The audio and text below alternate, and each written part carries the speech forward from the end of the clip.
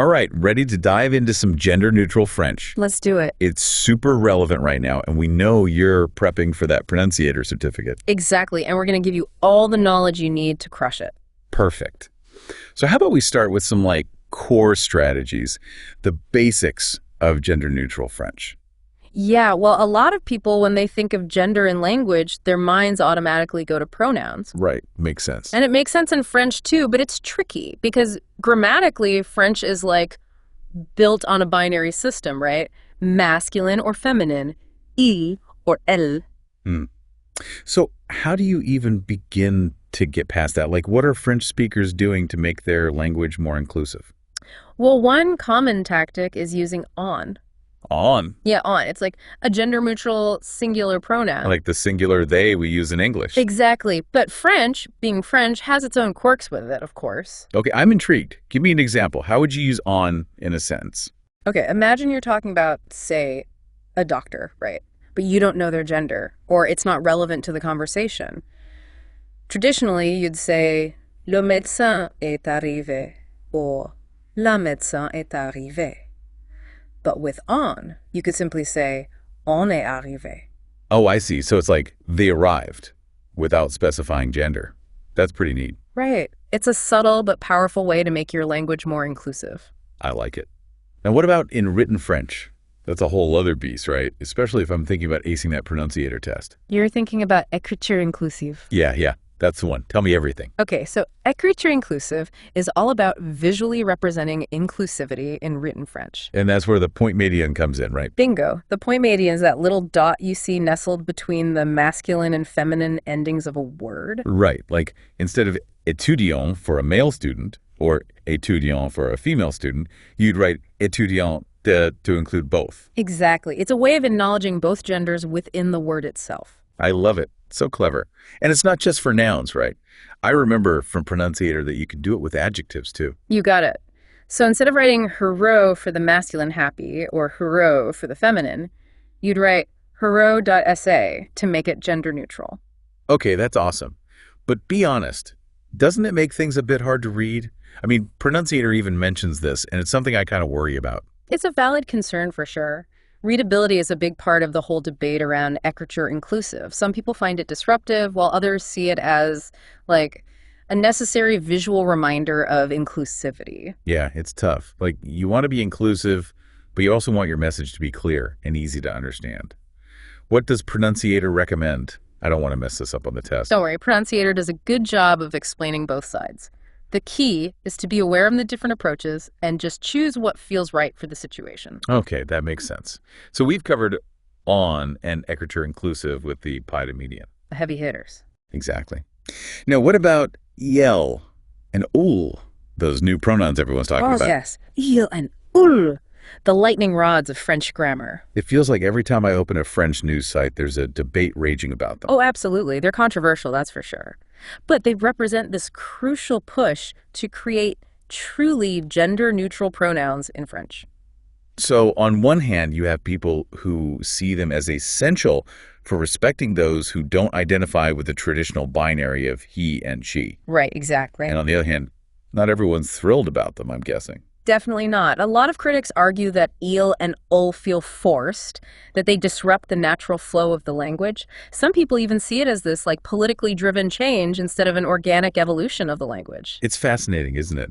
How language can become so tied up with identity and social change. It absolutely is. It taps into anxieties about change, tradition, and ultimately about who gets to decide what's correct in language. Yeah. Okay, real talk. Where does the Académie Française stand on all this?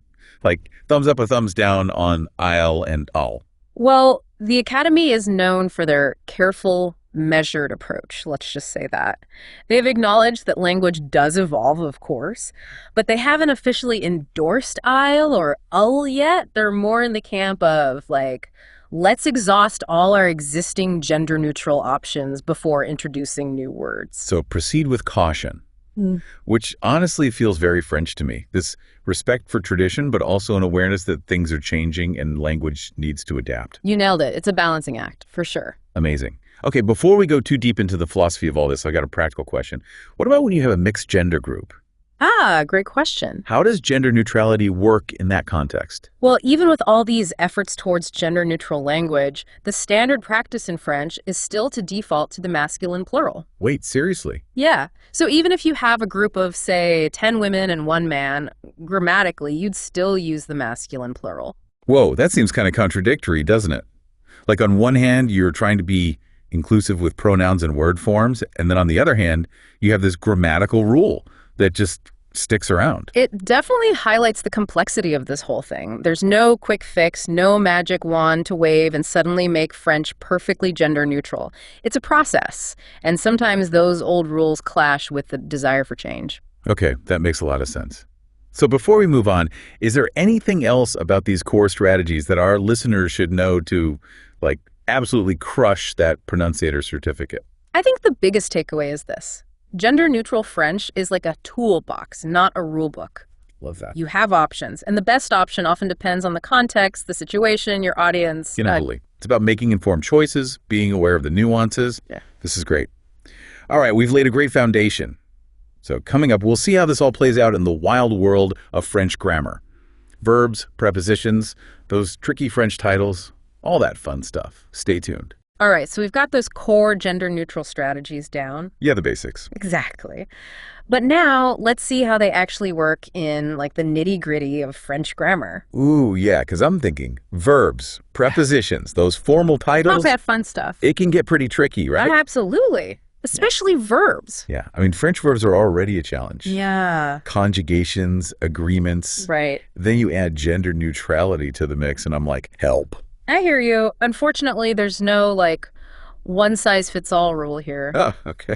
But there are some like guiding principles we can follow. Okay, I'm all ears. What you got? Well, the main goal is to avoid defaulting to that masculine form when you're trying to be gender neutral. Makes sense. But how? Give me a concrete example. Okay, let's say you want to say the author wrote a book. Okay. Traditionally, you might say l'auteur a écrit un livre, assuming the author's male. Right. But to make it gender neutral, you could use a participle construction, something like l'auteur ayant écrit un livre.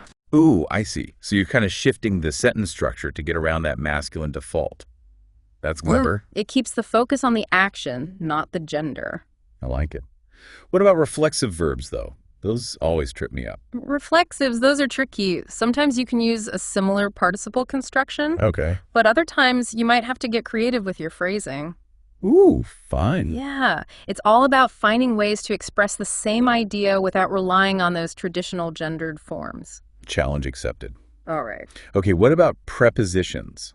I know they seem small, but You're sneaky. yeah, they can totally change the feel of a sentence. You're absolutely right. With prepositions, it's all about respect. Okay. Like, remember how we talked about vous being more formal and polite? Right, yeah. It's similar with prepositions. Okay, example time. Of course. So, like, if you're addressing someone directly, traditionally you might say à toi for masculine or à toi for feminine. Yeah. But to be gender neutral, you could use à vous. Ah, more formal. So it avoids making assumptions about gender. Exactly. It's subtle, but it makes a difference. Okay, that makes sense. And it kind of ties back to that equitable inclusive idea, right? Totally. Like being mindful of inclusivity in every aspect of the language, even the little things. Exactly. Speaking of inclusivity, what about those like classic French titles? Monsieur, Madame. Oh, yeah. Those are tough. Especially if you're thinking about those pronunciator lessons on writing emails and letters. Exactly. What do you do if you want to be gender neutral? It's interesting because unlike English, French doesn't have a direct equivalent for like MX. So what do? They've had to get creative. Lay it on me. What are some of the workarounds? One common strategy is just to skip the title completely and use the person's full name.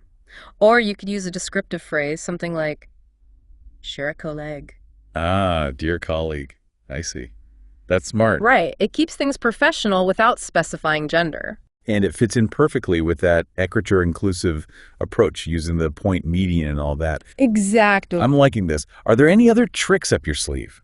Another option is to just use the person's professional title instead of monsieur or madame. So instead of like Madame la Directrice, it would just be la Directrice. Exactly. Clear, respectful, and avoids those gendered titles. This is super helpful. Okay, now for a really specific question. Hit me. What about job titles themselves? Like, French has so many nouns that are traditionally gendered. Écrivain for a male writer. Écrivain for a female writer. Ah, great point. This is an area where things are still evolving. Sometimes the masculine form just becomes the generic term. Oh, interesting. Like you might see auteur used for both male and female authors these days. Yeah, that makes sense. It's kind of like how we use actor in English now for everyone. Exactly. But what about when there isn't an established gender-neutral term? That's where things get exciting. Ooh, tell me. Sometimes you see completely new gender-neutral words emerging. Whoa, really? That's amazing. Like the language is literally adapting in real time. Can you give me an example? Yeah, one that comes to mind is adelph. It's being used as a gender-neutral term for sibling. Instead of frère or sœur. Yep. Adelph captures that sibling bond without any gendered baggage.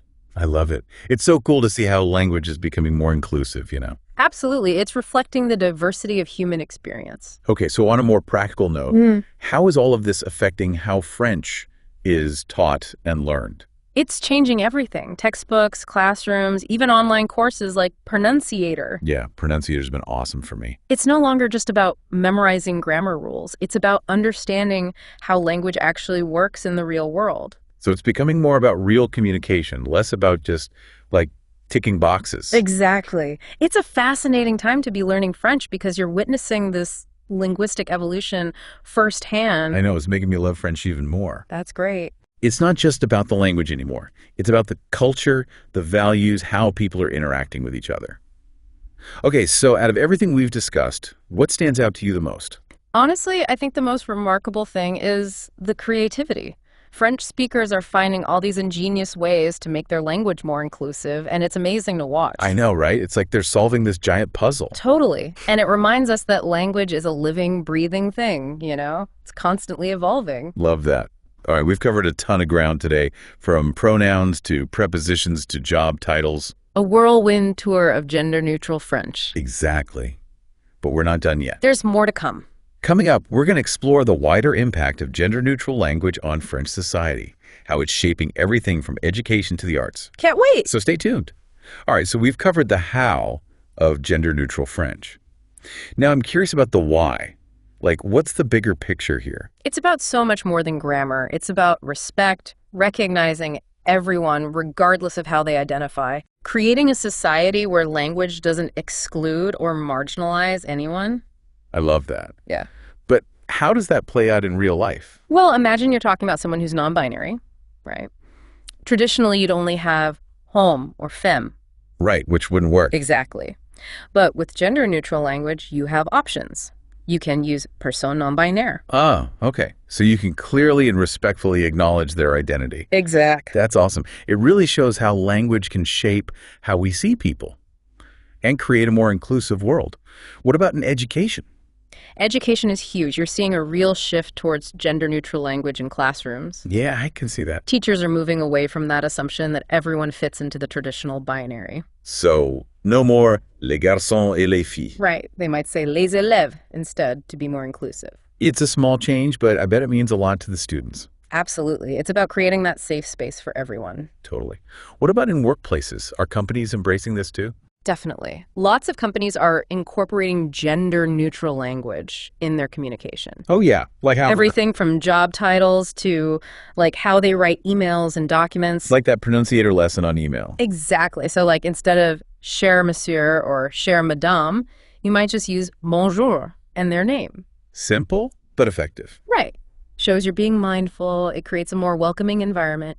Even things like surveys, you know? Yeah, okay. Instead of just homme and femme options, you might include autre or even a fill in the blank. Yeah, that's great. Giving people the freedom to define themselves, not just fitting them into boxes.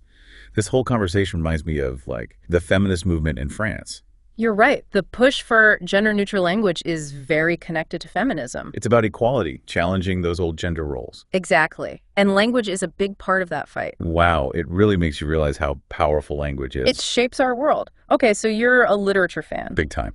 How's this all playing out in the arts? That's what I want to know. It's exciting. Francophone authors and artists are really at the forefront of this linguistic revolution. No way. How so? They're experimenting with new pronouns, new words, just really pushing those boundaries. That's so cool. Got any examples? Yeah, there's this poet, Leo, who uses the pronoun il. Il.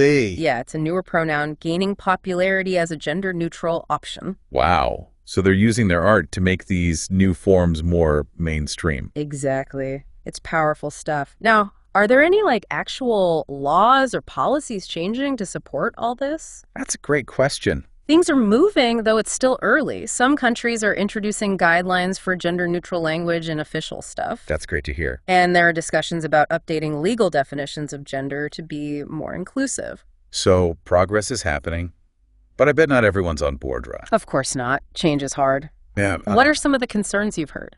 I'm curious about that too, because I'm still learning and I worry about making mistakes. One of the big ones is that it'll ruin the beauty of the French language. People worry it'll sound awkward or forced. I get that.